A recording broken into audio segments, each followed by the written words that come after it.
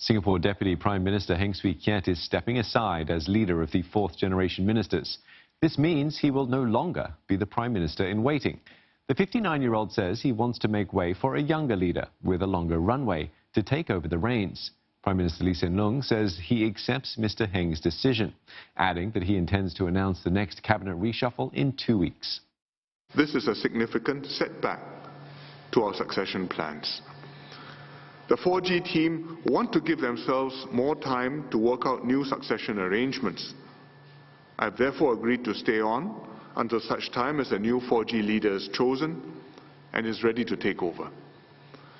Our immediate focus is on the health and economic crisis, but both they and I are very conscious that succession remains an urgent task and cannot be put off indefinitely.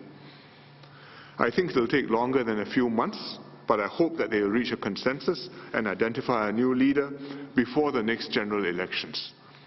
I have no intention of staying on longer than necessary. Speaking at a media conference, Mr Lee says Mr Heng will relinquish his position as Finance Minister at the Cabinet reshuffle.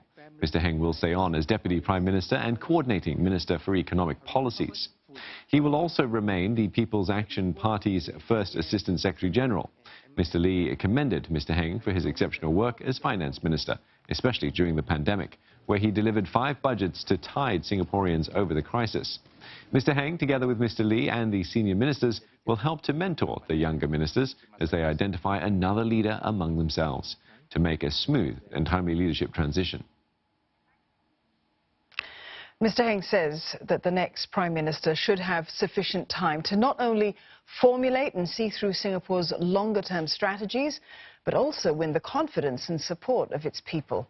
He says that he would have too short a runway, as he would be close to the mid-60s if he takes over when the pandemic is over.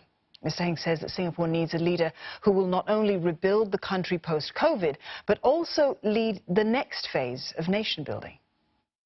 Singapore politics is not about self, but what is good for Singapore. And I've been constantly thinking of what is in the best interest of Singapore and Singaporeans. And whether it is in Singapore's best interest if the runway for the Prime Minister is too short. And this is especially so in a post-COVID world, because I think the disruptions brought about by COVID will be very significant. Well, Singapore's fourth-generation leaders say that the team will need more time to choose another leader.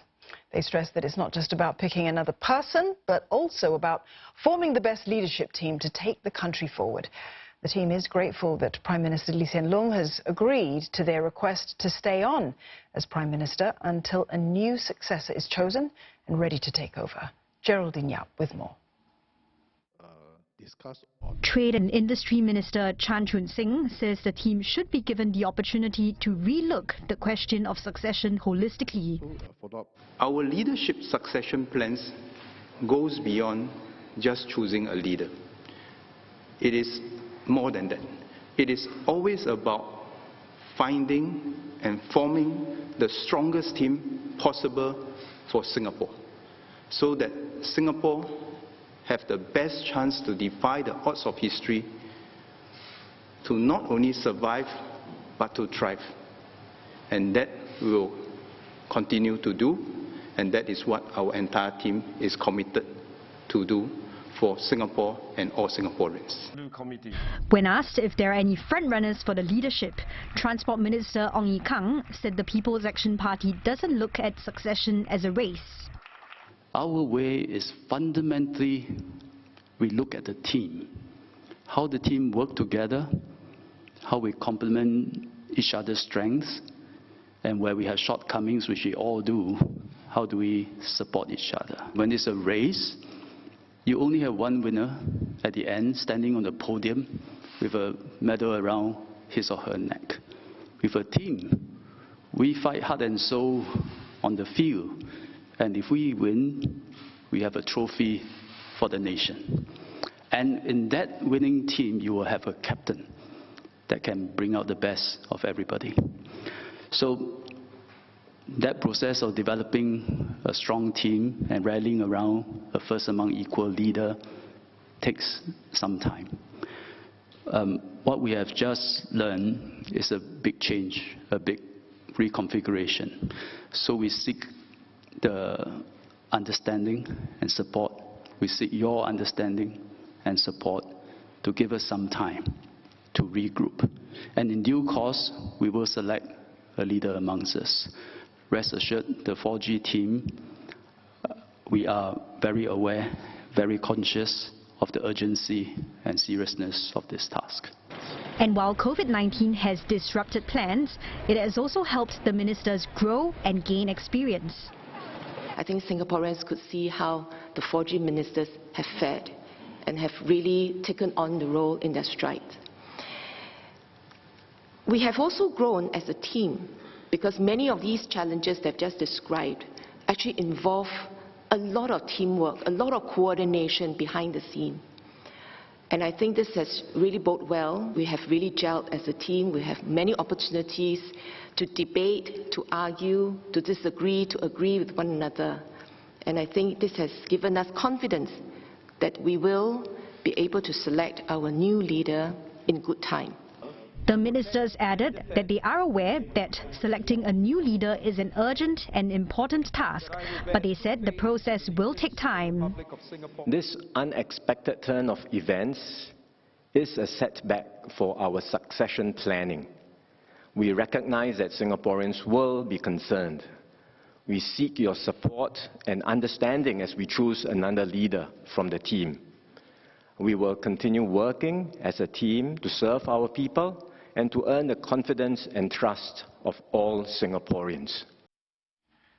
Prime Minister Lee says the timing of the announcement that DPM Heng would step aside is closely linked to how the public, foreign leaders and international investors perceive the Singapore system. Here's Tan Se-Hui from the Istana. When asked why a decision on this is being made now, Prime Minister Lee Hsien Loong pointed out that leadership succession is a very important and urgent issue. According to the PM, it's not just about ranking the people within the 4G leadership and deciding who would be the best choice. It's about team building and developing relationships so that one from among the team may emerge, maximize the potential of that team and help it become more than the sum of its parts. Now, this is a process that the PM says would take more than a few months, but should not take more than a couple of years, which means he hopes there will be a clear outcome before the next general election. The first development has taken place, that you know that the minister is stepping aside. I think that is important material information which it is our responsibility to tell our stakeholders. They have to know, the ministers have to know, the public has to know. And amongst the ministers, amongst the team, knowing this, you will have to reshape and reconfigure the relationships and the responsibilities in order that a new balance will be struck and a new person can emerge. Mr. Lee was also asked how foreign leaders and investors would perceive the change in leadership succession timeline, and this was his response. I would say in the first instance, top line, the team has not changed. The same ministers are still there. I'm still the PM, Swee Keat is still the DPM, and they will be dealing with the same people, and that's what matters to them if you take the 2, 3, 4-year point of view, which in diplomacy is quite a long time. In the longer term, what they will notice is the quality of the Singapore ministers and PMs and DPMs. And if out of this process we are able to sustain high-quality ministers and leaders for the country, then I think that it will have been the right path forward for Singapore. The key message here, it seems, is not so much the identity of the person in charge, but the quality of the team and how it charts the direction of the country. And that is the challenge laid down to the 4G leadership.